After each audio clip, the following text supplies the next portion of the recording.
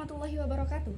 Selamat malam pemirsa, kembali lagi bersama saya Indah Prastika dalam laporan pembelajaran Learning Journal yang akan melaporkan kembali pada mata kuliah Teknik Reportase dan Investigasi Berita.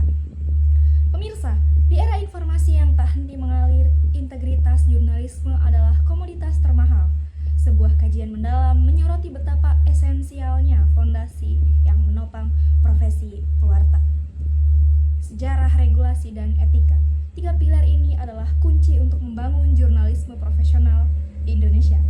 Kami hadirkan ringkasan analitisnya untuk Anda.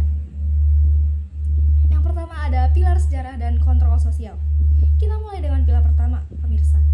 Peran historis jurnalisme. Sejak era kebangkitan nasional, pers telah diakui sebagai pilar keempat demokrasi. Peran ini memberikan mandat utama atau fungsi kontrol sosial. Media wajib mengawasi kekuasaan, mengungkap penyimpangan, dan menyajikan informasi yang dibutuhkan masyarakat dalam pengambilan keputusan. Secara historis, kebebasan pers Indonesia berbalik arah pada tahun 1998 dengan dihilangkannya mekanisme SIUPP, yaitu Surat Izin Usaha Penerbitan Pers. Instrumen kontrol Orde Baru. Penghapusan ini adalah titik balik mengubah total sistem pers Indonesia menuju model yang menjunjung tinggi kemerdekaan dan tanggung jawab sosial. Kita masuk ke segmen kedua, yaitu pilar landasan hukum, yaitu UU Pers pada tahun 1999.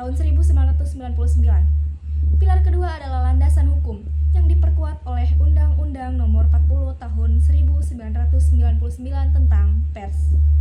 Undang-undang ini adalah payung yang menjamin kemerdekaan pers. Sebagai hak asasi, regulasi ini memberikan perlindungan hukum bagi profesi wartawan, namun perlindungan itu menuntut profesionalitas. Undang-undang pers membekali wartawan dengan hak tolak, yaitu pada pasal 4 ayat 4, untuk melindungi sumber rahasia. Pada saat yang sama, ia mewajibkan perusahaan pers melayani hak jawab dan hak koreksi bagi pihak yang merasa dirugikan. Mekanisme ini adalah dari penyelesaian sengketa pers dan memperkuat upaya dekriminalisasi sengketa pers. Kita masuk ke segmen ketiga, pilar kompas etika atau KEJ dan tantangan digital. Pemirsa, pilar ketiga adalah benteng moral profesi, yaitu kode etik jurnalistik atau KEJ. KEJ menuntut praktik berdasarkan prinsip objektivitas. Objektivitas mencakup faktualitas, kebenaran data melalui verifikasi ketat, dan keadilan keseimbangan atau netralitas. Secara etis, KEJ melarang tegas mencampur adukan fakta dan opini dalam sebuah berita pada pasal 1 dan melarang menerima suap atau imbalan yang mempengaruhi independensi. Pada pasal 6 inilah yang membedakan jurnalisme dari konten semata. Saat ini profesionalisme diuji oleh disrupsi digital di mana disinformasi dan berita hoax memicu krisis kepercayaan. Dewan Pers meresponnya melalui pedoman pemberitaan media siber. Sebuah panduan etika yang berupaya menyeimbangkan tuntunan, kecepatan publikasi, dan dengan kewajiban verifikasi yang tak bisa ditawar. Kita masuk ke segmen penutup, yaitu kesenjangan dan seruan aksi. Visual atau grafis temuan survei 80% mahasiswa kurang paham sejarah pers pada makalah tertera.